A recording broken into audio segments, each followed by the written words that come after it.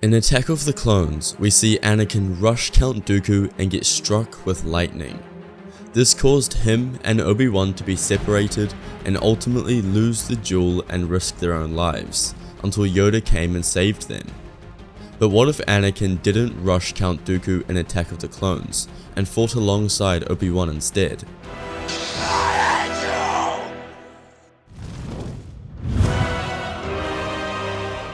It's over, Dooku!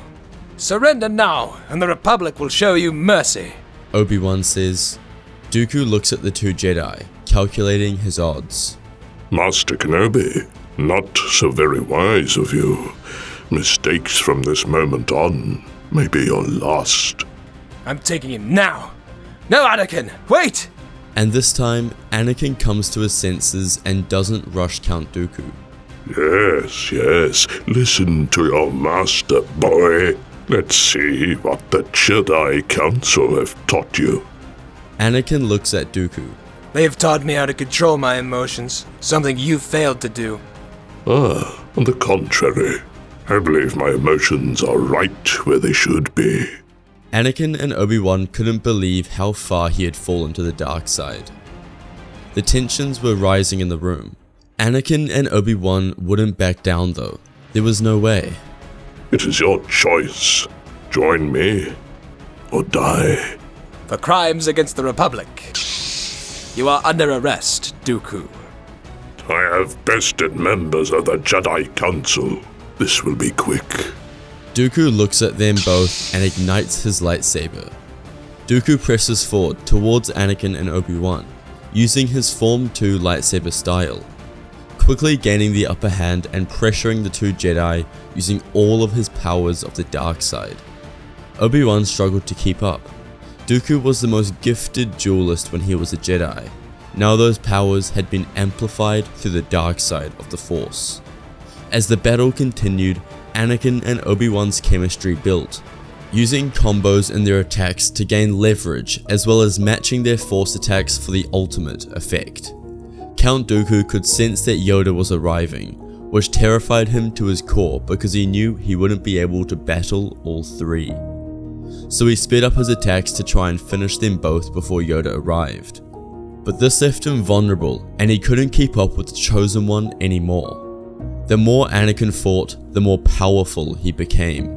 Anakin was able to find an opening and he killed Count Dooku. Yoda rounded the final corner to see what had happened. Although saddened at his old pupil's death, he knew it had to be done. Well done, Anakin. Thank you, Master. Palpatine was furious at his apprentice's sudden death. His plans had taken an unnecessary turn. The Clone Wars had just begun and he was all alone. He needed to find someone new, but he searched and he couldn't find anyone. He had Grievous, who he had trained much more so that he was even more powerful, but he needed someone new. But one day, Palpatine sensed his old apprentice through the Force and went searching for him. There he found Maul in the dumps, surviving only through the dark side. Palpatine was extremely impressed that he had survived. He could sense the dark side energy raging from his body, raging for Kenobi. The Chancellor rescued Maul and brought him to the Night Sisters where he was healed. Palpatine's plans were back on. Although Maul was powerful before, this was something entirely different. His hatred was boiling and pulsating every second he breathed. Darth Maul became a force to be reckoned with. He was far darker than Dooku and would go to the extremes to ensure that he had won. As the Clone Wars progressed, Maul won countless battles, far more than Dooku ever could win. At heart, Dooku was a good man with a strong ideology. But Maul was a beast and feared across the galaxy. Him alone drew the Republic close to collapse during the Clone Wars. They had to bring far more materials for the Jedi and clones than before, and also gave Palpatine even more power than he had before to resolve this conflict.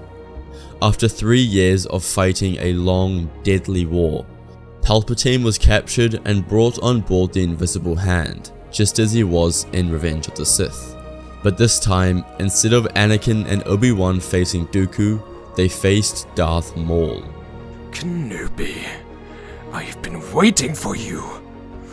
You threw me into the dumps of hell, but it is because of you that I survived.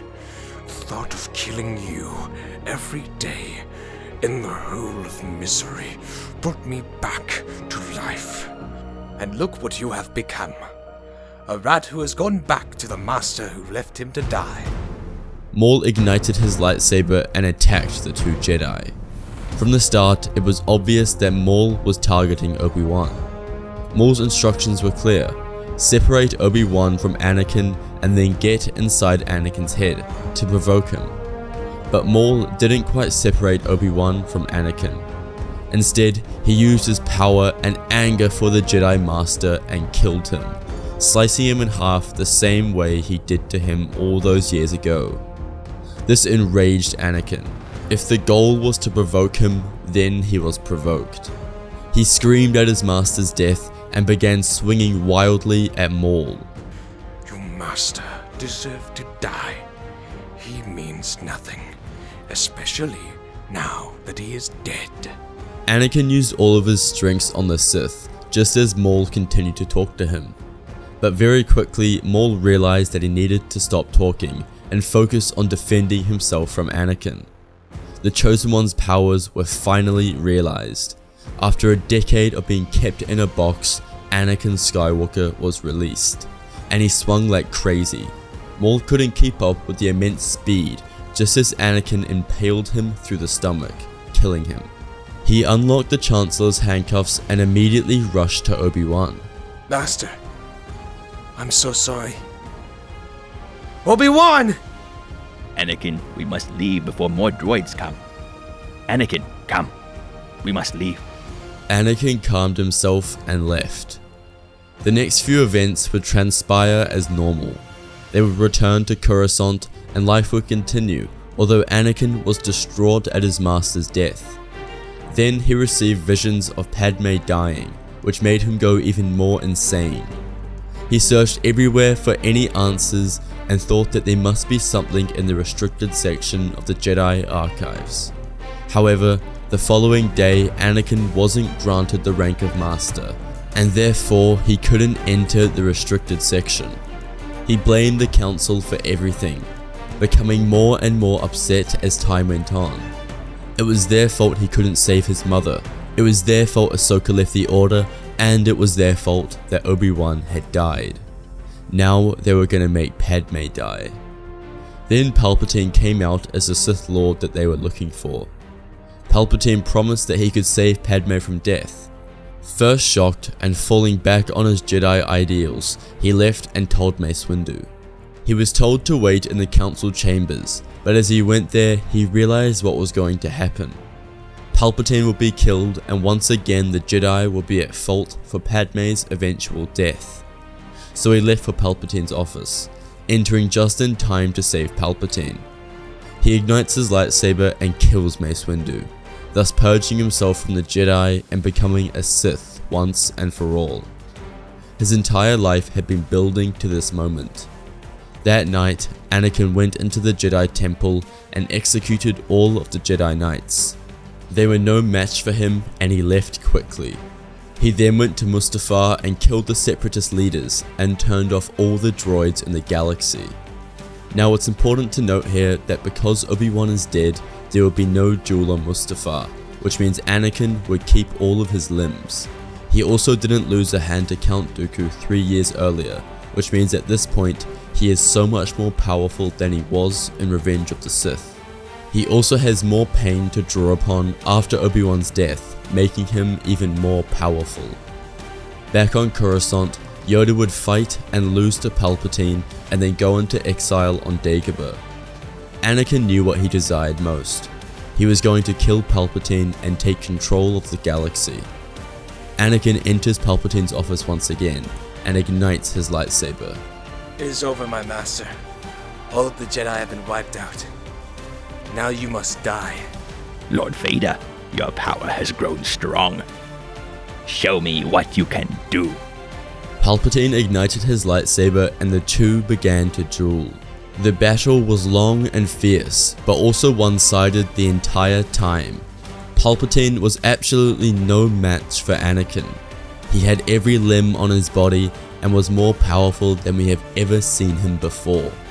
The battle didn't last long as they clashed their sabers and Anakin looked up at Palpatine and he said, "Goodbye, my master." Anakin pierced Palpatine's heart with his lightsaber and killed him. A few days later, Padme would give birth to Luke and Leia. Although Padme was upset at what Anakin had become, she loved him and only wanted to have a family with him. But she was scared. She didn't want anything to ever happen to her children, and the state of the galaxy terrified her. "It is all right, my love. You survived. Our children survived. No one will ever try to harm us again. I promise you." Anakin made it his life goal to keep his promise to Padme. Anakin's love for his family drew him to dark places. For the next few decades, he trained his children, making sure they were strong enough to protect themselves and their mother. But their hatred and ambition grew, just as their fathers did. Anakin reached his full potential in the Force. Losing no limbs throughout his quest, he was unmatched compared to anyone in history. Abolishing the rule of two, he became the greatest tyrant that the world had ever seen. For endless years he ruled after learning the secrets to immortality, which he passed down through his family. But only his family, as that was what was most important to him. His empire grew so large that he didn't need to worry about any uprising because it was simply impossible. The Skywalker family would quite literally turn into the Force. No one could ever attempt to hurt them again. Anakin Skywalker had fulfilled his promise that he made to Padme all those years ago. Thank you guys for watching today's video. If you didn't know, we are giving away a replica Cal Kestis lightsaber from Neo Sabers. If you would like to enter, all you need to do is head over to the video What If Qui-Gon Survived and like and comment on there. There is a link to it in the description or check it out on our channel page. Be sure to leave either your Instagram or email so that we know where to contact you. Also, check out Neo Sabers for cool lightsabers at an affordable price. Also, a huge thank you to the voice actors who helped out in this video. Their links will be in the description below. Also, drop your thoughts in the comments. I would love to hear them and any other video ideas that you would like to see next.